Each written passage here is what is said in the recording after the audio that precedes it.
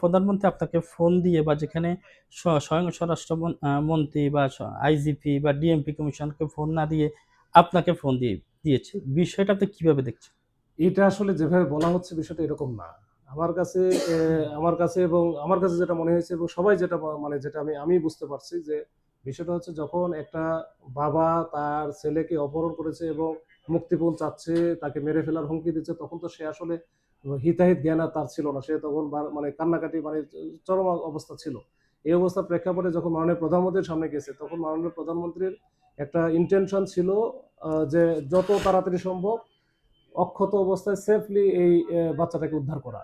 এখন এটা করার জন্য যেহেতু আমার এলাকায় বা রমনা এলাকার মধ্যে এই ঘটনাটা, তখন সাথে সাথে হয়তো বা ওইখানে যারা ছিল তারা বলেছে যে এটা দ্রুত ওইখানে বললে হয়তো বা যেহেতু সে তারা অপারেশন অফিসার বা অপারেশনে থাকবে, দ্রুত কাজটা করতে পারবে। তাছাড়া অন্যভাবে হয়তো আসলে সময় নেবে বা সময় ক্ষেপণ হবে, এক্ষেত্রে হয়তো বাচ্চার ক্ষতি হতে পারে। এইটা চিন্তা থেকে এটা এটা নাথিং